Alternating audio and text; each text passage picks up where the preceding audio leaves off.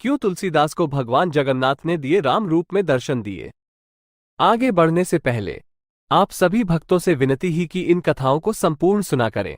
हम पूरी कोशिश करते हैं कि आप तक संपूर्ण कथा पहुंचे, और वो भी सही प्रमाणों के साथ। और अगर आपको ये अच्छी लगे तो अपने कमेंट से हमें प्रोत्साहित करें। अगर आप चैनल पर नए हैं तो इसे सब्सक्राइब करना ना भूलें। चलिए आगे बढ़ते हैं। तुलसीदास जी अपने इष्टदेव का दर्शन करने श्री जगन्नाथपुरी गए। मंदिर में भक्तों की भीड़ देखकर प्रसन्न मन से अंदर प्रविष्ट हुए। जगन्नाथ जी का दर्शन करते ही निराश हो गए। विचार किया कि यह हस्तपादविहीन देव हमारा इष्ट नहीं हो सकता। बाहर निकलकर दूर एक वृक्ष के तले बैठ गए। सोचा कि इतनी दूर आना व्यर्थ हुआ। क्या गोलाकार नेत्रों वाला हस्तपादविहीन दारुदेव मेरा राम हो सकता है? कदापि नहीं। रात्रि हो गई। थके मांदे, भूखे प्यासे तुलसी का अंग टूट रहा था। अचानक एक आहट हुई। वे ध्यान से सुनने लगे। अरे बाबा, तुलसीदास कौन है? एक बालक हाथों में थाली लिए पुकार रहा था। तभी आप उठते हुए बोले, हाँ भाई, मैं ही हूं तुलसीदास। बालक ने कहा, अरे, आप यहां हैं। मैं बड़ी देर से आपको खोज रहा हूं। बालक ने कहा, लीजिए, जगन्नाथ जी ने आपके लिए प्रसाद भेजा है। तुलसीदास बोले, कृपा करके इसे वापस ले जाए।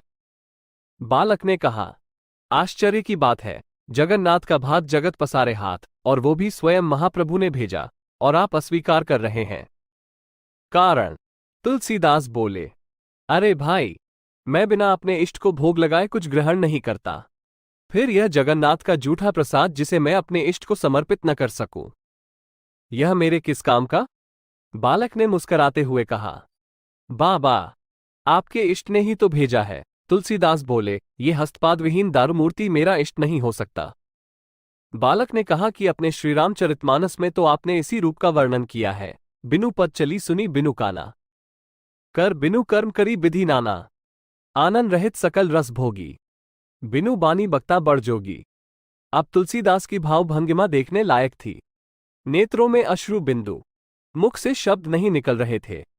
थाल रखकर बालक ये कहकर अदृश्य हो गया कि मैं ही राम हूं। मेरे मंदिर के चारों द्वारों पर हनुमान का पहरा है। विभीषण नित्य मेरे दर्शन को आता है। कल प्रातः तुम भी आकर दर्शन कर लेना। तुलसीदास जी ने बड़े प्रेम से प्रसाद ग्रहण किया।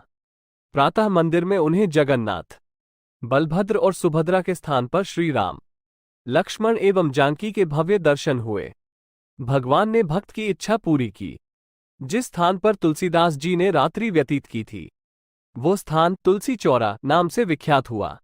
वहां पर तुलसीदास जी की पीठ बड़छता मठ के रूप में प्रतिष्ठित है। दोस्तों, आपको ये कहानी कैसी लगी? आप अपने कमेंट्स के द्वारा हमें अवश्य बताएं। ये स्टोरी पसंद आने पर लाइक और शेयर करें। ऐसी ही और कहानियों के लिए हमें सब्सक्राइब कर लें। धन्यवाद।